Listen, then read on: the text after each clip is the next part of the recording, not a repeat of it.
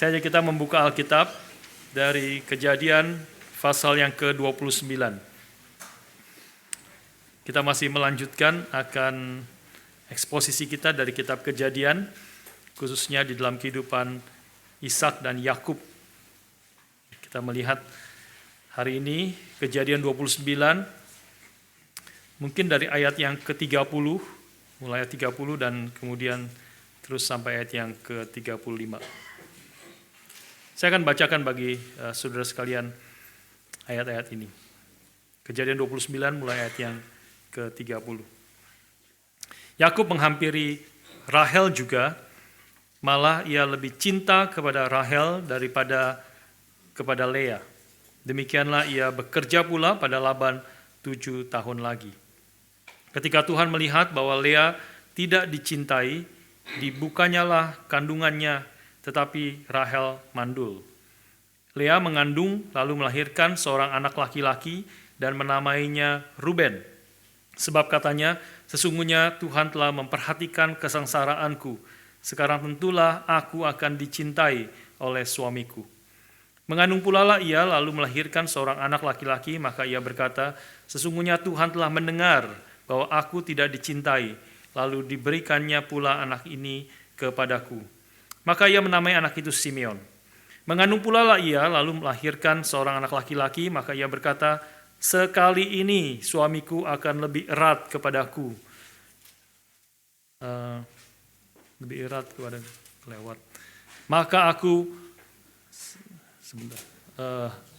mendapat kasih, sebentar saya kelewat.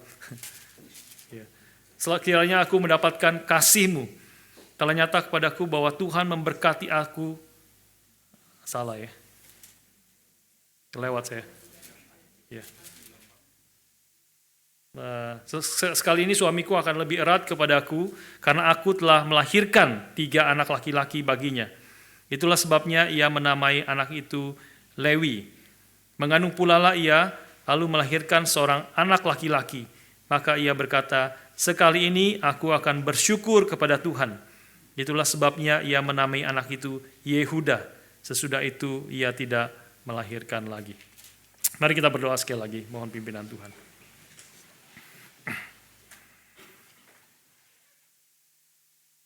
Bapa di surga, kami sekarang memohon akan Roh-Mu yang kudus memimpin setiap kami, memberkati setiap kami, memberikan akan firman-Mu kepada kami.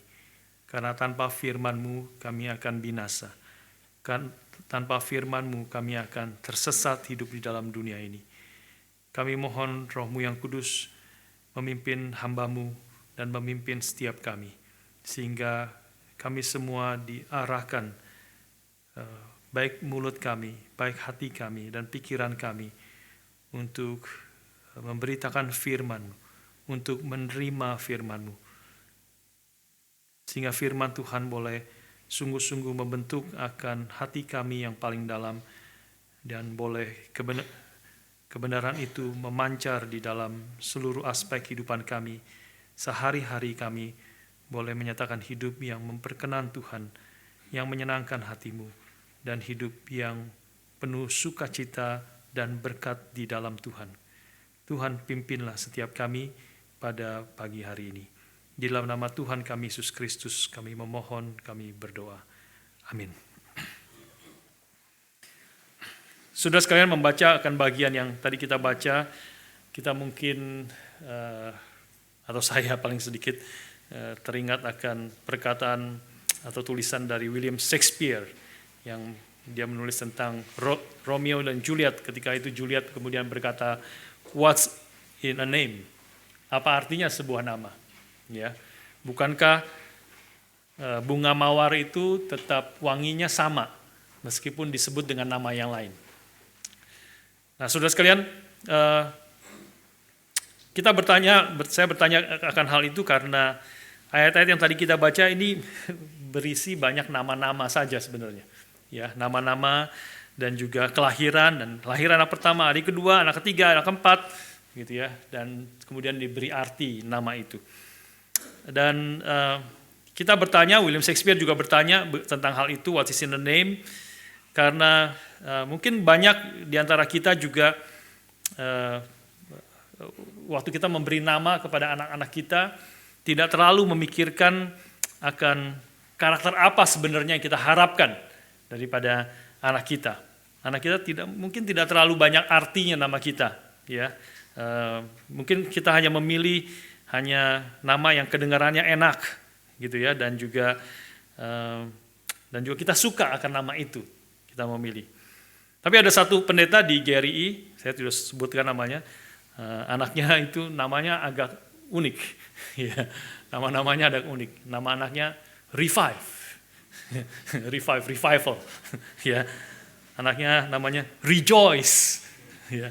Anaknya yang lagi namanya Shine, Shine Jesus Shine, bersinarlah, bersinarlah, ya. Kita rasa agak aneh, ya. Saya waktu dengar agak aneh, ya. Kok namanya revive gitu ya, rejoice, ya, shine, gitu. Tapi sebenarnya mungkin itu lebih biblical, saudara, ya, lebih sesuai dengan apa yang terjadi di dalam paling sedikit kitab Kejadian yang menggambarkan nama-nama yang diberikan oleh Lea khususnya kepada anak-anaknya itu menunjukkan akan memiliki arti sesuatu yang signifikan di dalam hidup mereka. Nama Yakub sendiri kita mengetahui waktu Yakub lahir, dia memegang kaki daripada kakaknya yang sudah lahir dulu, Esau lahir dulu. Ada tangan begitu, kakinya Esau itu keluar, pasti yang terakhir itu kakinya keluar, setelah kepalanya, bahunya, kakinya keluar, maka ada tangan Yakub di situ. Ya, maka disitulah dia disebut Yakub, yang berarti penipu, deceive, ya, yang merebut. Dia seolah-olah ingin merebut, dia sudah kalah di dalam kandungan daripada ibunya, kalah dengan Esau. Esau memang lebih kuat dan nanti sudah besar dia memang lebih kuat, ya, berbulu dan sukanya berburu. Ya, dia kalah kuat Yakub, tetapi dia tetap tidak rela, dia tetap bokamguan, kata orang Hokkien mengatakan bokamguan. Dia tetap mau tarik, ya, tetap pegang kakinya Esau, saudara kembarnya itu, dia seolah-olah mau tarik ke dalam lagi. Sebenarnya itu bisa dimengerti seperti demikian. Jadi karena itulah dia disebut Yakub, dan memang seluruh hidupnya dia menyatakan itu. Hidupnya dia menipu, dia deceive, merebut demi apa yang dia inginkan. Minggu lalu kita sudah bahas juga tentang hal itu, dan minggu lalu tetapi akhirnya dia bertemu dengan saingannya, dengan orang yang sama-sama darah dagingnya, paman Laban, yang juga menipu dia dengan memberikan Lea anaknya, dan bukan Rahel yang sebenarnya dia sudah janjikan. Dia tidak betul-betul explicitly janjikan, sebenarnya sangat tricky perkataan Laban itu ketika Yakub berkata kepada dia, aku mau bekerja 7 tahun lamanya untuk mendapatkan Rahel anakmu itu. Laban berkata, dia tidak benar-benar jawab iya sebenarnya. Ya, ayat 19 pasal 29. Lebih baiklah ia aku berikan kepadamu daripada kepada orang lain, maka tinggallah padaku. It is better that I give her to you than to some other man. Dia tidak bilang iya kan sebenarnya. Tapi Yakub berpikir, mengharapkan iya, dia mendengar apa yang dia ingin harapkan, dia dengar iya gitu ya. Tapi itulah Laban, hebatnya Laban, dan sehingga dia menipu Yakub pada malam pertama. Bukan Rahel yang dikasih setelah Yakub bekerja 7 tahun, bukan Rahel yang dikasih, tetapi Lea, kakaknya Rahel, yang dikasih kepada Yakub, ya. Ini kita mengatakan in one sense, ya, bahwa Yakub itu telah diyakubkan oleh Laban. Ya, jadi kata Yakub punya arti deceive, ya, boleh menipu. Jadi Yakub telah diyakubkan oleh Laban, ya, ditipu. Seperti dia juga telah meyakubkan ayahnya sebelumnya. Dia menipu akan ayahnya. Saudara sekalian, tapi di sini hari ini kita akan fokus kepada Lea, seperti ayat yang tadi kita baca, berfokus kepada bicara banyak tentang Lea. Dan kita melihat sebenarnya meskipun Yakub telah ditipu oleh Laban, Tetapi sesungguhnya yang menjadi korban yang sesungguhnya di sini adalah Lea. Dan juga nama anak-anak Lea itu menunjukkan apa yang ada di dalam pergumulannya, apa yang ada di dalam hatinya. Kita mau belajar dari apa yang terjadi kepada Lea. Pasal 29 ayat 17 mengatakan bahwa Lea tidak berseri matanya, tetapi Rahel itu elok sikapnya dan cantik parasnya. Nah, ini tidak begitu jelas sebenarnya istilah tidak berseri itu apa artinya. NIV memakai istilah Lea had weak eyes, matanya lemah, matanya sayu, tidak berseri, tidak begitu jelas. Ada yang bilang mungkin cross eye, ya, ada yang bilang mungkin matanya kecil, redup begitu dan sebagainya. Tidak begitu jelas, tetapi yang pasti yang adalah dia dikontraskan dengan Rahel. Ya, Lea tidak berseri matanya, tetapi but Rachel was lovely in form and beautiful. Jadi artinya Lea jelek, gitu maksudnya. Ya, maksudnya itu. Ya, intinya seperti itu. Dia kontras. Dia tidak seperti Rahel yang cantik, yang bodinya menarik, elok, bodinya, formnya, bentuknya, dan cantik parasnya. Kontras dengan itu. Ya. Jadi ayahnya Rahel dan Laban, ayahnya Rahel dan Lea, yaitu uncle Laban ini, dia tahu bahwa tidak ada laki-laki yang mau menikahi Lea, tidak mau menikahi Lea, ya.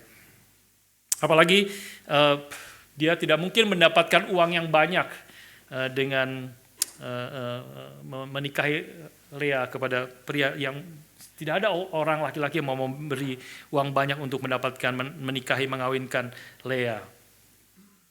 Nah, saudara sekalian, bukan hanya itu, maka Laban juga pusing karena kalau Lea belum menikah, maka Rahel akan sulit menikah, tidak bisa menikah karena memang budaya pada waktu itu harus kakaknya dulu yang menikah. Ya, maka Rahel tidak bisa menikah, padahal Rahel lah yang diharapkan yang bisa menghasilkan banyak uang. Begitu ya, saudara. Jadi by the way, cara melihat seperti ini adalah konteks zaman itu dan Alkitab bukan menyetujui cara pikir seperti itu, dan juga sebenarnya Alkitab tidak menyetujui. Kalau saudara membaca kitab Kejadian dan juga banyak perjanjian lama, seperti menyetujui poligami, ya, Yakub menikahi Lea, kemudian Rahel, dan kemudian ada budak-budaknya bahkan yang lain. Sebenarnya Alkitab selalu menggambarkan, ya, bahwa poligami itu adalah sesuatu yang negatif. Ya, tidak pernah ada yang berhasil pernikahan di dalam poligami. Selalu menjadi kacau, menjadi persaingan, menjadi kerusakan, menjadi iri hati di dalam keluarga, dan pertengkaran dan kerumitan di dalam keluarga karena poligami itu. Nah, sekarang kembali kepada bagaimana Laban kemudian melihat kehadiran Yakub itu sebagai kesempatan yang baik.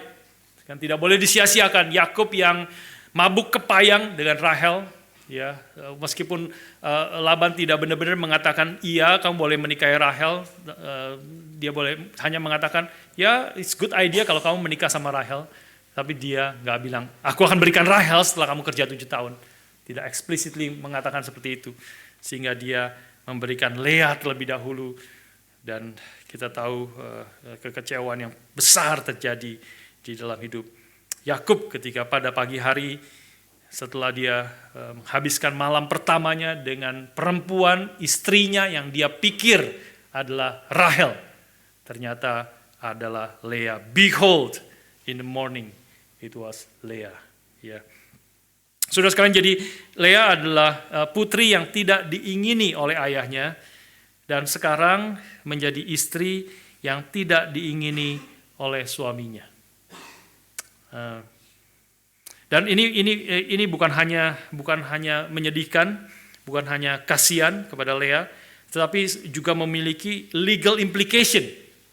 Ya, legal implication-nya apa? Bahwa kalau Lea adalah seorang istri yang tidak diingini oleh Yakub dan memang bagaimana, dan mulainya saja sudah seperti ditipu, ya, Yakubnya itu, dia ada dalam posisi yang sangat tidak secure sebenarnya. Dia bisa saja diceraikan oleh Yakub dan sehingga dia tidak bisa memiliki segala warisan, harta dan sebagainya. Dan apalagi yang lebih penting lagi, Yakub adalah bukan orang sembarangan. Tuhan sudah berjanji kepada Abraham, Ishak dan kemudian Yakub melalui keturunan mula akan datang nanti seorang Mesias. Yakub bukan sembarangan. Kalau Lea diceraikan, tidak secure dan tidak ada pengharapan, maka habislah dia. Maka saudara sekalian, disinilah kita mengerti betapa pentingnya Lea untuk memiliki anak. Ya, maka Lea mengandung, melahirkan anak laki-laki, dan disinilah dia mulai merasa inilah justru pengharapanku. Inilah dia mulai merasa secure dan mulai bahkan terutama merasa menang atas adiknya Rahel. Kamu boleh cantik, kamu boleh aduhai bentuknya, tapi kau tidak punya anak.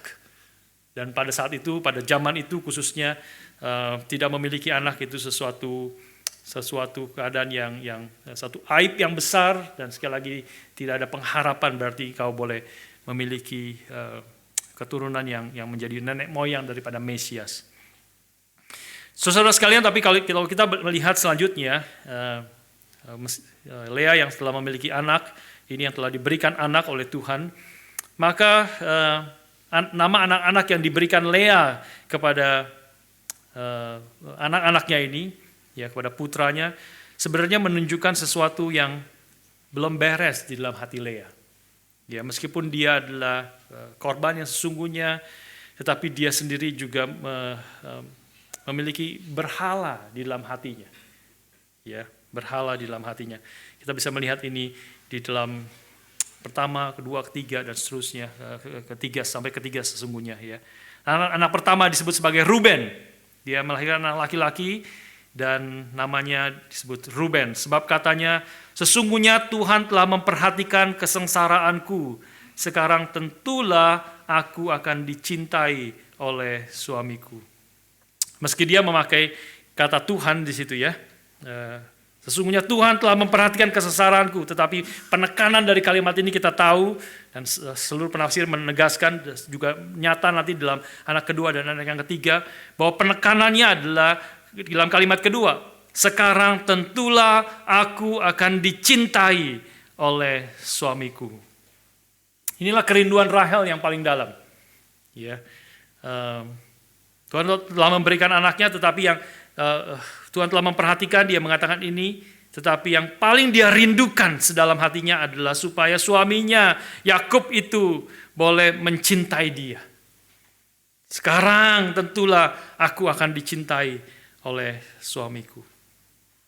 Meski Lea menyebut nama Tuhan, kita tahu cinta dari Yakub adalah yang paling penting di dalam hidup Lea. Paling sedikit pada saat ini ya, dengan anak yang pertama ini. Bagi Lea, Tuhan adalah sarana atau alat untuk mendapatkan apa yang menjadi kerinduannya yang paling dalam, yaitu cinta daripada suaminya. Dan ini adalah sifat berhala, saudara sekalian, dan khususnya bagi kita anak-anak Tuhan yang kita terbiasa menyebut nama Tuhan, ya. Kita bersyukur kepada Tuhan kalau mendapatkan apa yang baik dalam hidup kita dan sebagainya. Kita menyebut nama Tuhan, tetapi meskipun memakai nama Tuhan, kalau hati kita tidak beres dan kita sebenarnya bukan menginginkan Tuhan, kehendaknya, dirinya yang terutama, tetapi sebenarnya kita menginginkan yang lain yang lebih penting daripada Tuhan. Atau bahkan ada seorang penafsir mengatakan kalau kita menginginkan sesuatu yang sama pentingnya dengan Tuhan.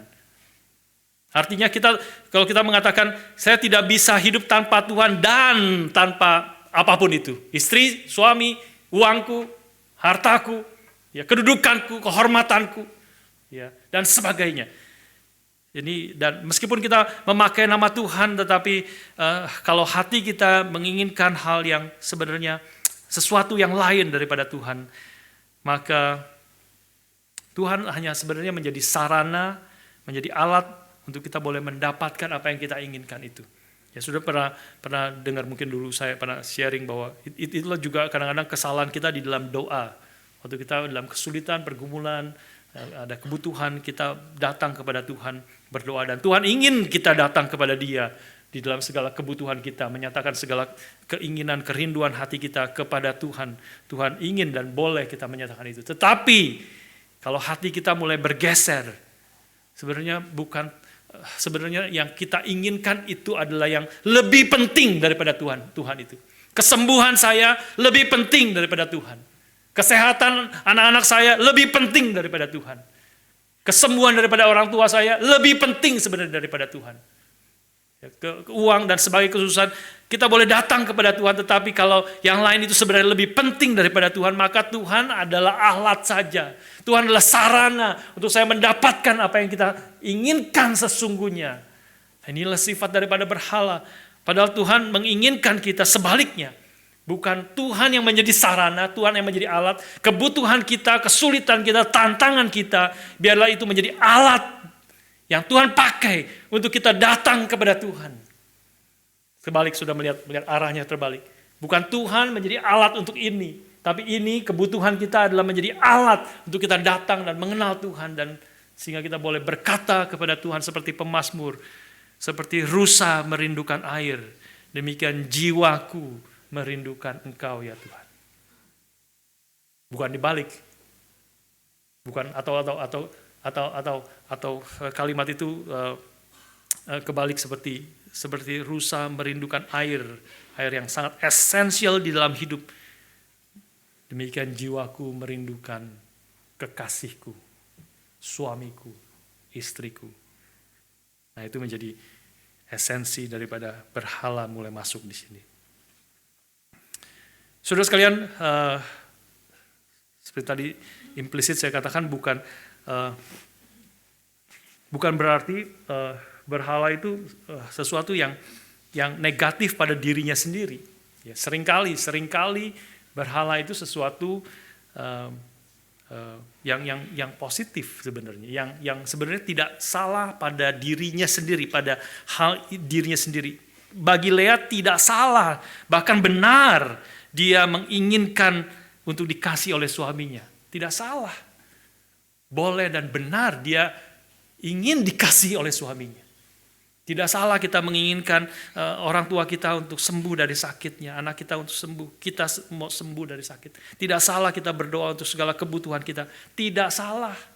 Tidak salah, dan bahkan Tuhan ingin, seperti tadi saya katakan, ingin kita datang kepada Dia untuk membawa segala kebutuhan pergumulan kita.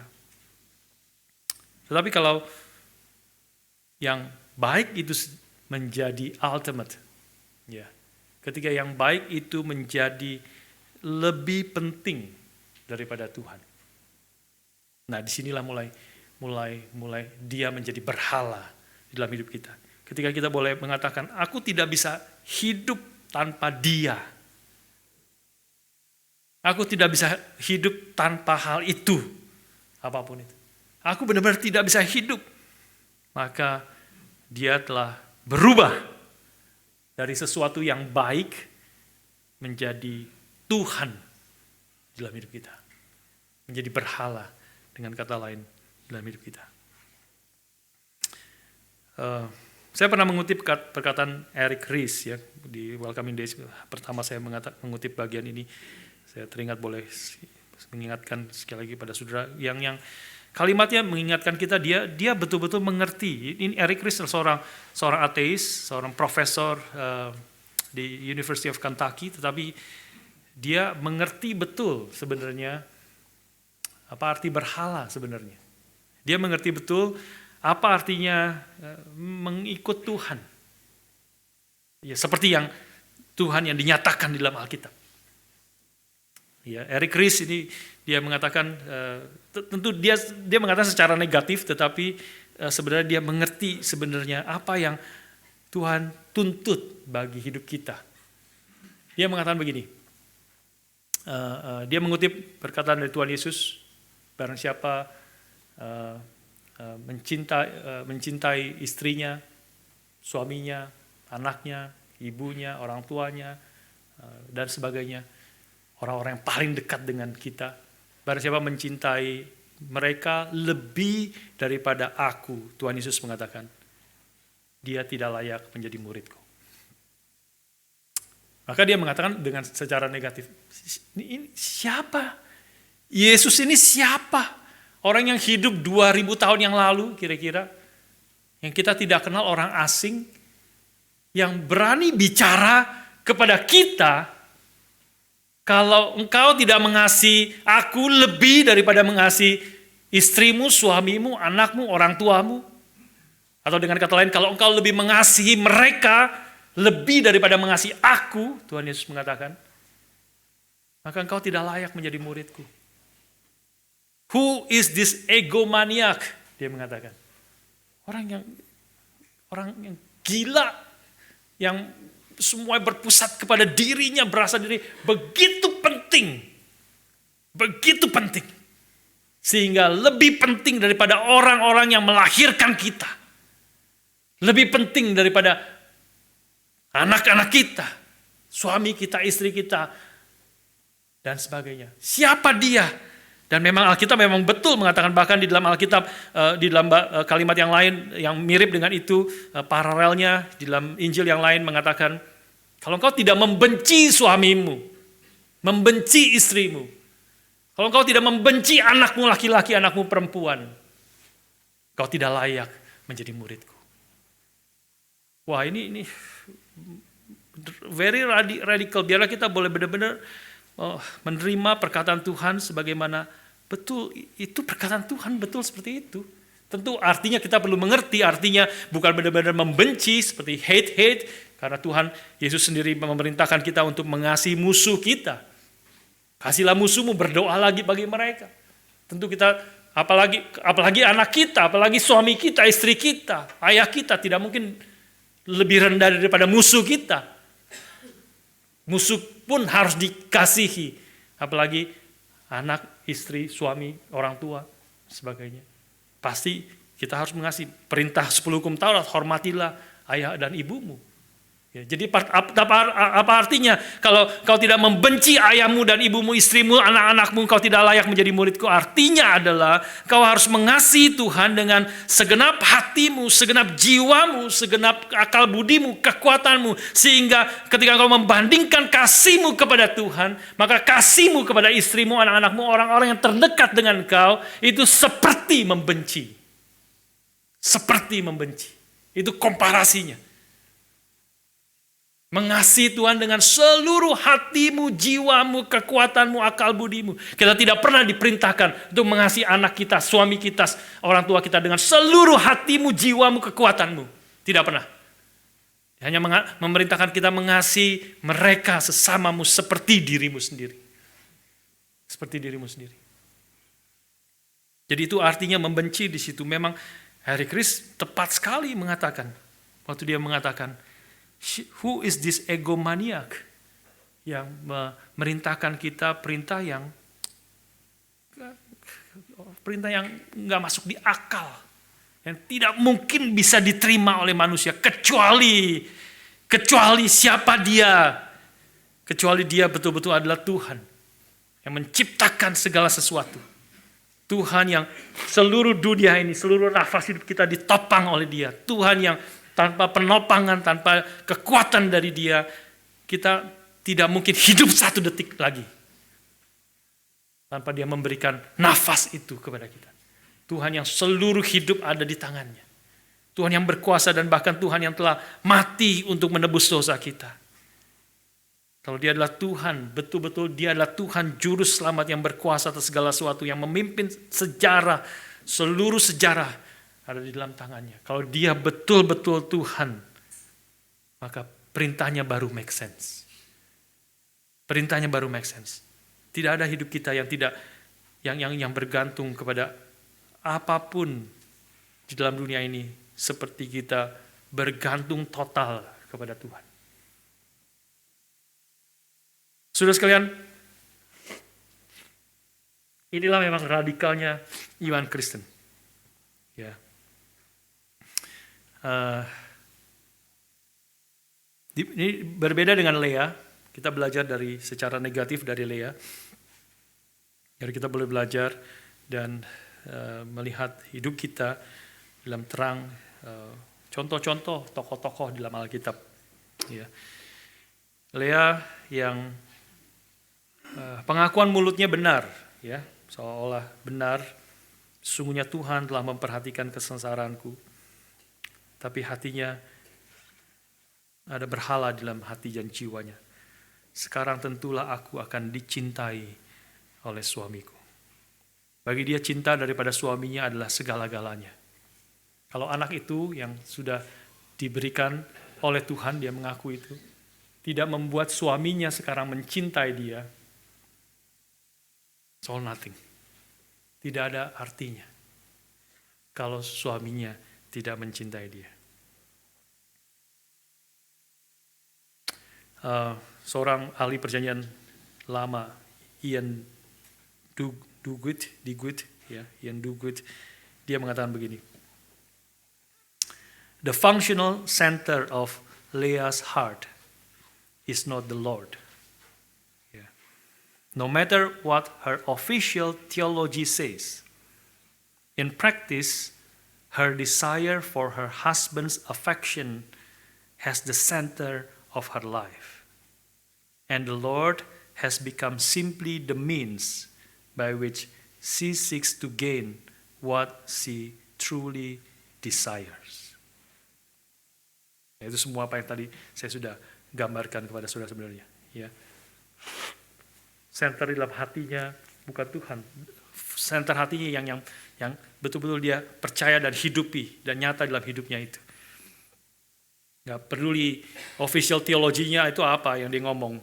Ya, ini bukan bicara tentang apa yang kau ngomong, katakan, tetapi apa yang sesungguhnya ada di dalam hatimu. Pemuda kita sedang bahas tentang hal itu sebenarnya, bicara tentang worldview, bicara tentang hal itu sebenarnya.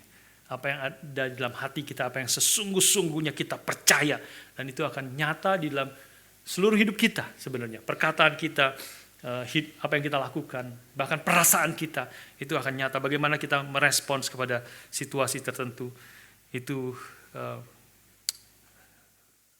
semuanya merupakan pancaran daripada hati kita yang paling dalam. Keinginan hatinya yang paling dalam bagi Lea adalah untuk cinta suaminya. Ya, bukan Tuhan, dan Tuhan menjadi alat saja supaya dia mendapatkan apa yang dia sungguh-sungguh inginkan. Hal ini juga nyata di dalam anaknya yang kedua dan anak yang ketiga sesungguhnya. Jadi belum beres di sini ya. Anak kedua, anak yang ketiga. Mengandung pula lah ya anak kedua disebut sebagai Simeon. Ya, meskipun di sini dikatakan sekali lagi, sesungguhnya Tuhan telah mendengar bahwa aku tidak dicintai, maka anaknya diberikan, lalu diberikannya pula anak ini kepadaku, Simeon. Simeon yang berarti one who hears, seorang yang telah mendengar, telah melihat. Tetapi bagi Lea sesungguhnya yang dia inginkan, rindukan adalah suaminya untuk melihat dia, memperhatikan dia, mengasihi dia. Dan itu lebih eksplisit dinyatakan lagi dalam anak yang ketiga. Mengandunglah pula ya, seorang anak laki-laki, anak yang ketiga, dan dia berkata, sekali ini suamiku akan lebih erat kepadaku. Now at last, my husband will become attached to me because I have borne him 3 sons. So he was named Levi atau Lewi. Karena aku telah melahirkan 3 anak, sekarang ini suamiku akan lebih erat kepadaku, will be attached to me. Saudara sekalian, ya terus merindukan akan cinta daripada suaminya.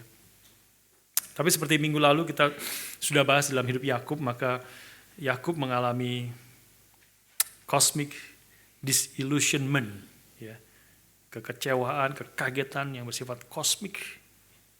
Pagi-pagi dia bangun bukan Rahel, tapi Lea. Dan di sini Lea juga mengalami cosmic disillusionment, kekecewaan di atas kekecewaan. Setiap kelahiran anaknya itu menenggelamkan Lea lebih dalam ke dalam lautan kekecewaan yang semakin dalam. Melihat Yakub tetap lebih mencintai Rahel. Meskipun dia sudah melahirkan 3 anak dan Rahel belum melahirkan 1 pun. Itu seperti pisau menusuk hatinya setiap hari. Tetap dia tidak mendapatkan apa yang dia inginkan. Namun demikian, saudara sekalian, kita bisa melihat, mengerti hal ini juga di dalam anugerah dan providensia Allah, ya. Yaitu apa? Yaitu bahwa kesusahan, kekosongan jiwa daripada Lea itu dipakai oleh Tuhan dan juga bagi setiap orang yang memiliki berhala yang kemudian tidak pernah dipuaskan oleh berhala itu. Oleh apapun itu, hatinya tidak pernah puas secara penuh. Ada kekosongan, ada kekurangan, ada ketidakpuasan di dalam jiwanya. Seperti seorang muda yang kaya yang datang kepada Tuhan Yesus yang sudah memiliki segalanya yang dunia ini cari. Dia sudah memiliki segalanya, dia muda, dia kaya, dia terhormat, dia bahkan moralnya sangat tinggi, tetapi ada something missing di dalam hatinya. Sehingga dia datang kepada Tuhan Yesus dan berkata, "Guru yang baik, apa yang harus aku perbuat untuk memperoleh hidup yang kekal?" Tetap masih ada yang kurang. Dan itu sebenarnya seringkali Tuhan bisa pakai kekosongan, ketidakpuasan itu, kegagalan yang kita rasa gagal, untuk menyatakan ada sesuatu yang tidak beres di dalam hati dan jiwa kita. Sebaliknya kalau hidup kita lancar dan kita memiliki berhala itu so-called to some extent memuaskan akan jiwa kita. Misalnya kita katakan kalau kita kesehatan kita itu menjadi berhala di dalam hidup kita. Sepanjang kita sehat, ya, kita tidak sadar bahwa betapa eratnya genggaman kesehatan itu di dalam hidup dan jiwa kita. Kesehatan itu menjadi utama, menjadi segala-galanya dalam hidup kita. Kita pasti jaga segala sesuatu, makan yang paling sehat, hidup yang paling sehat, olahraga dan sebagainya, gitu ya. Tapi kemudian waktu kita bersin 2 kali, langsung panik kita. Langsung panik. Dan langsung pikirannya kacau, langsung kemana-mana. Segala macam. Saya pakai sharing sedikit kesempatan ini untuk kasih contoh ya bagi kita. Beberapa waktu yang lalu, saya nggak ngomong-ngomong, hanya beberapa orang yang tahu. Meskipun di PD sempat singgung sedikit, 2 minggu atau 3 minggu yang lalu itu sempat kecolok mata saya. Tercolok lagi bersihin taman, bersihin biasalah itu tugas saya di rumah. Salah satu tugas bersihin taman, potong rumput dan sebagainya. Itu lagi bersihin ranting-ranting dan sebagainya. Somehow gimana lah, nggak tahu itu biasa accident ya. Kecolok ranting atau pohon atau apa nggak tahu, kecolok mata saya. Wah, kaget, sakit sekali. Ya, langsung buram pandangannya. Wah, langsung buru-buru beresin, terus coba cuci matanya, bersihin dan sebagainya. Ya udah, coba tahan, tapi keluar air mata terus. Coba tahan. Nanti juga sembuh, kasih tetes visin atau apa begitu ya. Nggak sembuh. Nggak sembuh. 1 jam, 2 jam, makin parah, makin sakit sebelah kanan. Makin buram, nggak buram sekali ngelihatnya. Udah buru-buru ini deh, coba istri saya, untung ada istri saya yang bisa nyetir. Udah nggak bisa nyetir, buram, kacau ya. Terus gimana? Cari dokter udah pada tutup semuanya, udah mulai malam. Udah tutup, nggak bisa. Akhirnya Tunggu lagi, wah nggak bisa nih, makin sakit. Dia langsung udah ke emergency. Ke emergency, satu-satunya jalan harus ke emergency. Ya tunggu di sana emergency 3 jam, tunggu di sana. Ya. Wah terus lagi tunggu itu mikir-mikir, mulai mikir-mikir. Wah kalau rusak gimana nih matanya? Ya. Kalau rusak gimana nih mata? Salah satu paling penting gimana baca dan sebagainya menjadi kesulitan pasti. Ya. Dan ya mulai mikir juga macam-macam ya, tapi terus ada ya udah berseru, bersandar pada Tuhan, berdoa minta belas kasihan Tuhan pimpin ya. Kemudian 3 jam di sana dikasih obat dan sebagainya. Ya ternyata memang scar, luka di korneanya. Tapi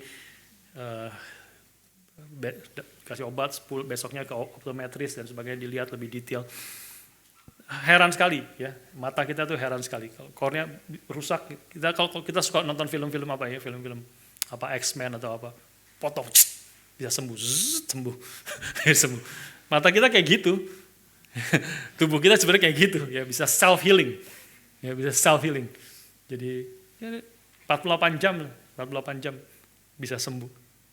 Ya, tunggu dikasih obat segala macam lah gitu ya. Terus ya 48 jam sudah mulai nggak sakit, mulai hilang.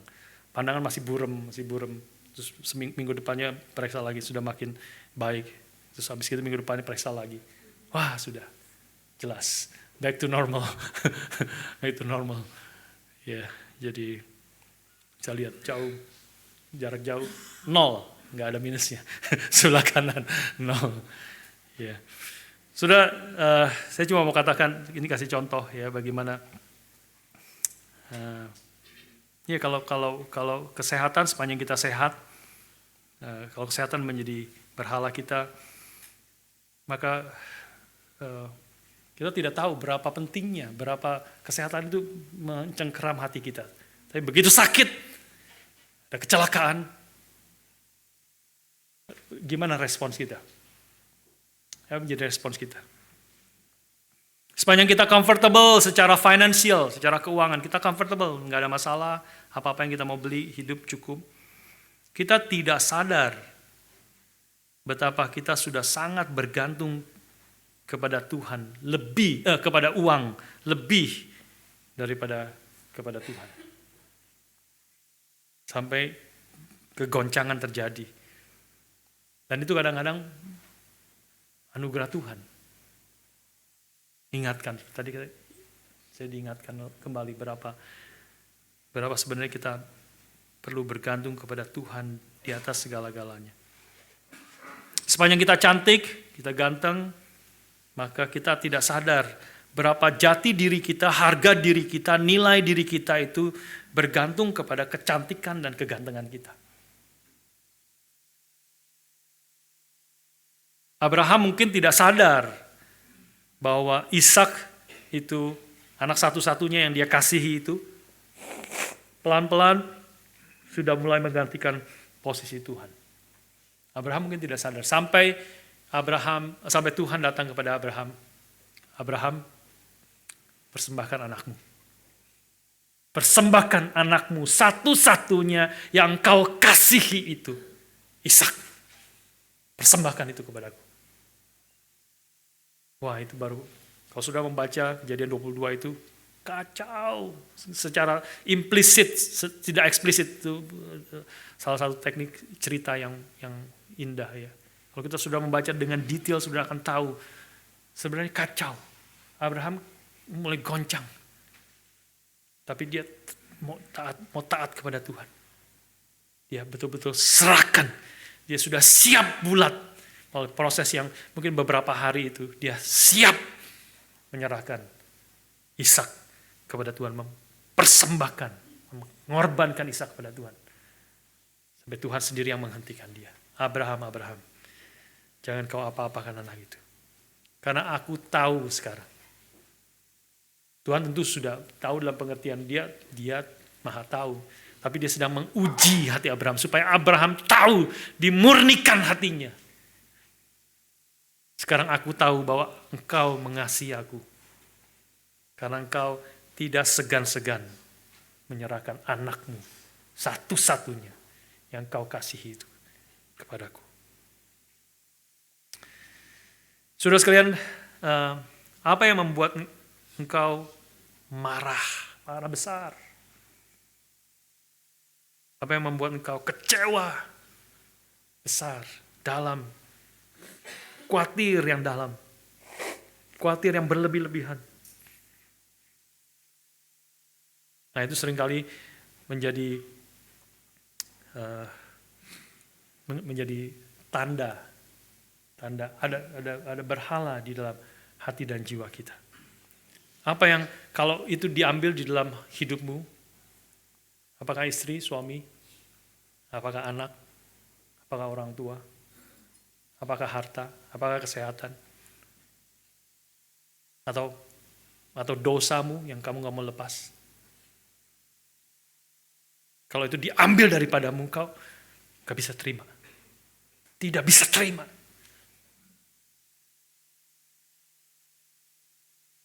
Ini sekali lagi berbahayanya health and wealth theology. Menjadikan kesehatan, menjadikan kelancaran, menjadikan uang itu sebenarnya menjadi berhala. Menjadi berhala. Banyak orang akhirnya tidak sembuh karena ditipu oleh ajaran percaya Tuhan kau pasti sembuh. Dan dia tidak sembuh. Istrinya tidak sembuh, suaminya tidak sembuh, anaknya mati. Maka dia kecewa kepada Tuhan. Tuhan, apa ini?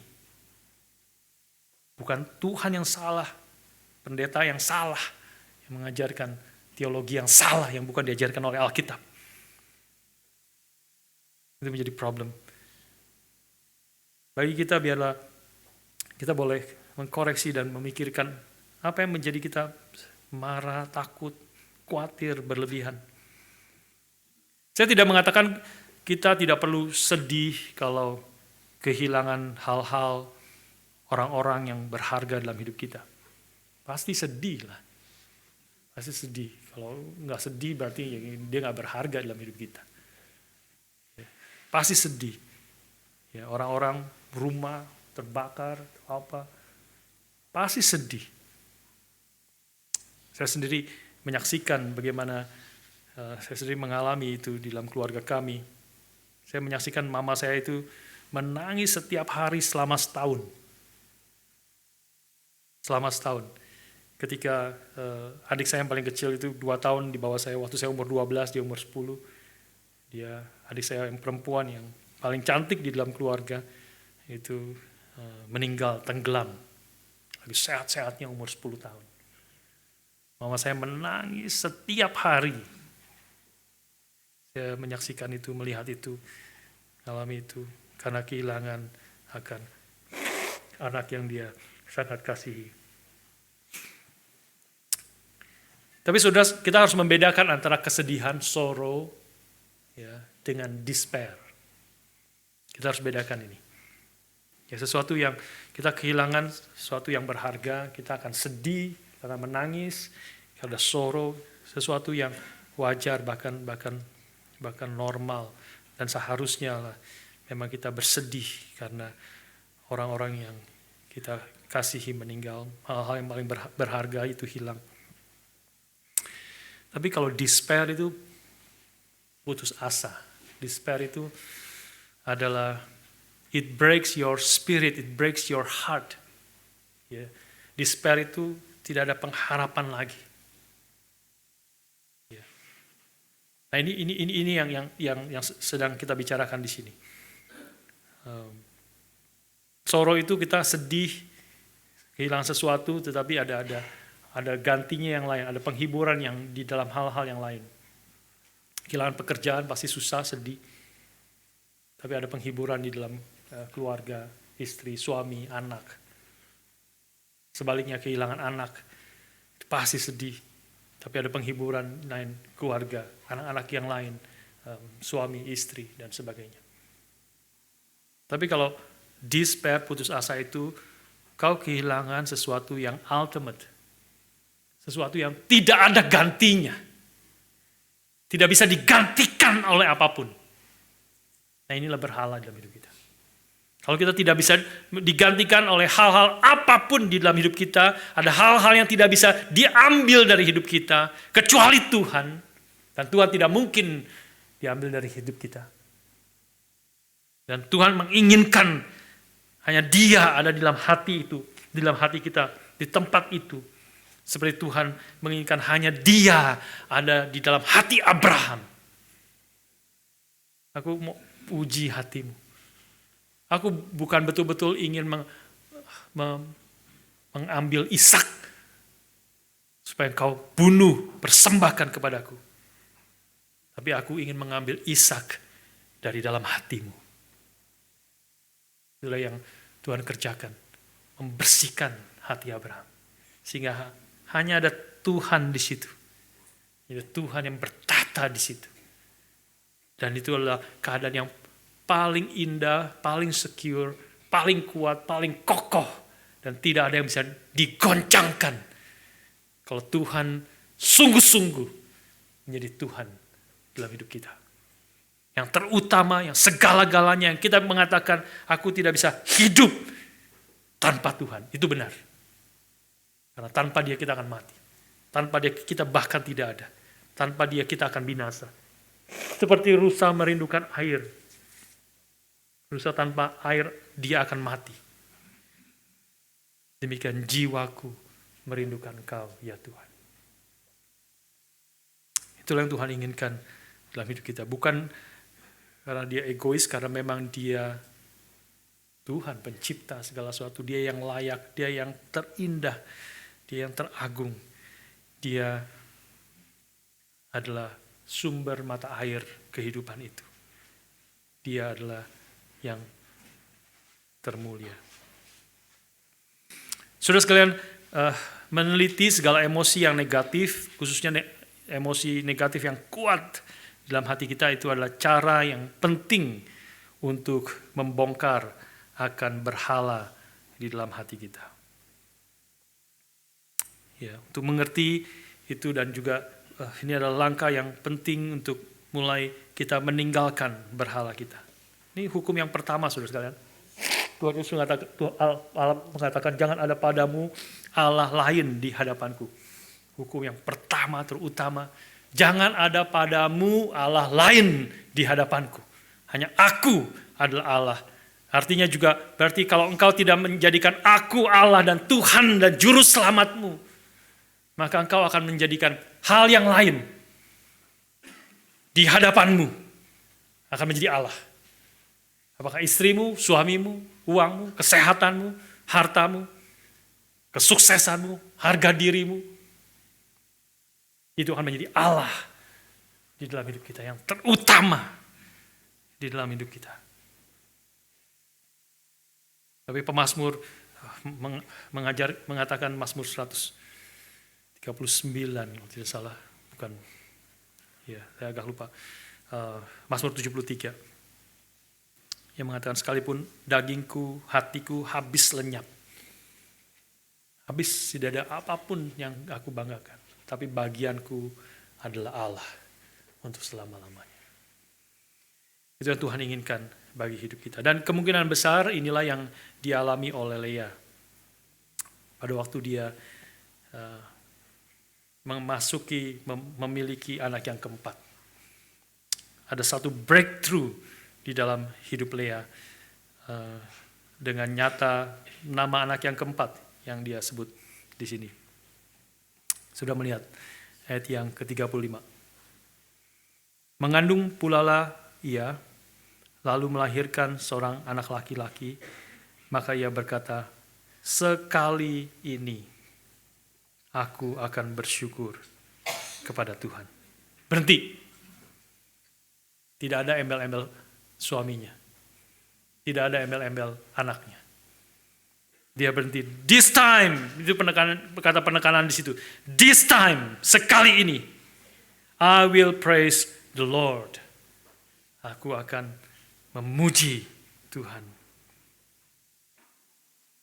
Ini ada satu tekanan dan satu defiance. Dia sekarang mengalami breakthrough. Pengharapan terbesarnya mulai bergeser. Dia tidak lagi mengharapkan, mengutamakan paling sedikit di dalam saat itu, ya.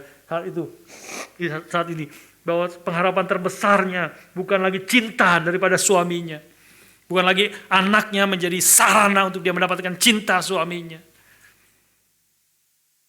Pengharapan terbesarnya hanya kepada Tuhan. This time I will praise the Lord. Memuji, memuliakan Tuhan. Kemungkinan besar di sini Lea juga memiliki intuisi bahwa ada sesuatu yang khusus tentang anaknya yang keempat ini. Dan memang benar, penulis kitab Kejadian mengetahui ada sesuatu yang khusus dari anak yang keempat ini. Anak yang keempat ini adalah disebut Yehuda, Juda.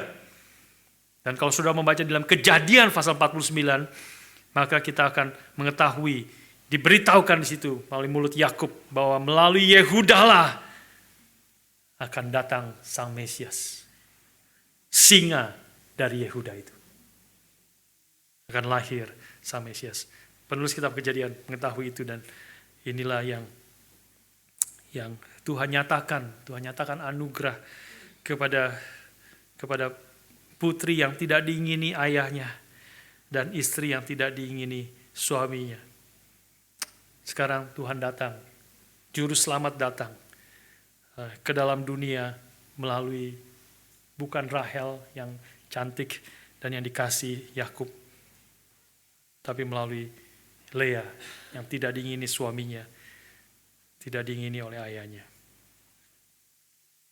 Dan ketika Kristus datang ke dalam dunia, sesungguhnya dia adalah sungguh keturunan Lea. Dia menjadi seorang yang tidak diingini oleh siapapun. Yesaya mengatakan dia tidak tampan, semaraknya pun tidak, rupa pun tidak, sehingga kita menginginkannya. Tidak ada yang menginginkannya. Yohanes mengatakan ketika dia datang kepada dalam dunia, milik kepunyaannya menolak dia. Dan akhirnya di atas kayu salib, Tuhan Yesus berseru, bahkan Bapa pun meninggalkannya. My God, why hast thou forsaken me? Allahnya meninggalkan dia. Kenapa dia melakukan itu semua? Sekali lagi, karena engkau dan saya. Karena dia mengasihi engkau dan saya. Biarlah kita sekali lagi digerakkan oleh kasih Tuhan di dalam hidup kita. Dia datang ke dalam dunia, dia ada breakthrough ke dalam hati Lea di sini. Belum selesai, nanti minggu depan kita akan lihat belum selesai, tapi ada satu turning point yang penting di sini terjadi. Tidak lagi hal-hal di luar Tuhan yang menjadi utama, menjadi berhala, menjadi Tuhan dalam hidupnya. Tapi hatinya terpikat hanya kepada Tuhan. This time I will praise the Lord. Whatever, apapun yang terjadi.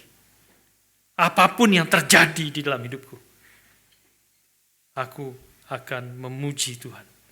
Aku akan memuliakan Tuhan. Aku akan meninggikan Tuhan. Bukan karena kehebatanku, bukan karena kemampuanku, tapi karena Tuhan menyatakan anugerahnya dan membuka hati Lea dan hati kita hari ini. Untuk kita melihat keindahannya, kasihnya yang begitu besar. Keagungannya. Kita ditarik bukan hanya melihat betapa ugly, betapa jijiknya berhala itu. Kita membukakan betapa jijiknya berhala yang akan ultimately akan menghancurkan, membuat kita frustrasi dan kosong sedalam hati kita, jiwa kita. Tapi dia juga menarik kita dengan menyatakan betapa indahnya, betapa mulianya, betapa besarnya Tuhan itu. Itulah lagu-lagu yang kita nyanyikan hari ini. Letih datang, bergegas datang kepadanya, dia yang menanggung berat, kita datang kepadanya. Resah datang, sentosanya. Tuhan, berilah rahmat-Mu. Karena Dia adalah yang terindah, karena Dia adalah yang termulia itu. Saudara sekalian, biarlah apa yang dikerjakan Tuhan, biarlah segala anugerahnya sekali lagi menggerakkan hati kita. Tarikan Tuhan yang begitu indah, begitu baik, sehingga kita boleh datang kepada Dia, meninggalkan berhala-berhala kita, dan belajar kalau masih ada berhala-berhala. Saya tidak tahu apa yang dalam hati saudara, tapi kalau ada berhala apapun, Tuhan tidak ingin itu ada di dalam hati kita. Dia ingin hapus, koreksi, memurnikan hati kita, sehingga hanya Tuhan yang ada di situ. Karena memang Dia yang layak ada di situ. Karena hanya ketika Dia hadir di situ, maka jiwa kita boleh dipuaskan. Kita boleh aman. Nanti kita boleh teduh. Karena Dia bukan hanya Tuhan yang telah menyertai kita, memimpin murid-murid sampai Dia mati di atas kayu salib. Tapi Dia bangkit dari kematian. Dan Dia duduk di sebelah kanan Allah. Dan Dia akan menunggu umatnya datang kembali kepada Dia. Sampai selama-lamanya boleh di hadapan Tuhan. Bahkan istri, suami kita juga tidak selama-lamanya, bukan? Kita tahu itu. Janji kita adalah janji, bukan aku akan mengasihi engkau sampai selama-lamanya. Tidak. Aku akan mengasihi engkau, aku akan setia kepadamu sampai selama-lamanya. Tidak. Tidak selama-lamanya. Sampai mati setianya. Kasihnya sampai mati. Tentu itu a little bit lower dari selama-lamanya. Ya. Meskipun sangat panjang, sampai mati, aku akan setia kepadamu, mengasihimu. Tapi kesetiaan dan kasih kepada Tuhan tidak berhenti sampai mati. Bahkan mati menjadi penggenapan dari kasih yang ajaib itu kita boleh alami. Kita boleh bertemu muka dengan muka dengan Tuhan. Dan kita boleh hidup selama-lamanya di dalam kebahagiaan Tuhan dan Raja kita. Marilah kita boleh bertumbuh, kita boleh dimurnikan, sekali lagi kita boleh meninggalkan segala dosa-dosa kita. Mari kita berdoa.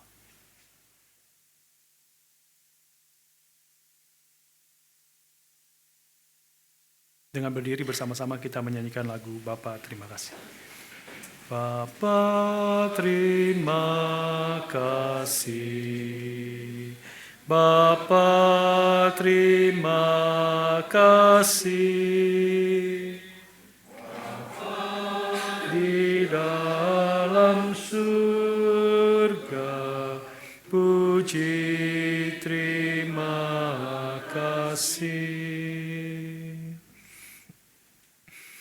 Tuhan, kami bersyukur, terima kasih sungguh kepadamu. Karena Engkau adalah Tuhan yang mengasihi kami, anak-anak-Mu. Engkau yang telah menciptakan kami untuk diri-Mu sendiri. Dan Engkau telah menaruh di dalam hati kami satu tempat yang tidak bisa diisi oleh apapun. Selain Engkau sendiri hadir, menguasai, bertata, memimpin hati kami yang paling dalam, yang akan nyata di dalam seluruh akan hidup kami. Tuhan, ampuni dosa kami, kalau ada di antara kami yang masih memiliki berhala-berhala di dalam hidup kami, dalam hati kami. Tuhan, Engkau yang mengetahui. Kami memohon Engkau yang mengambil itu dari dalam hati kami yang paling dalam.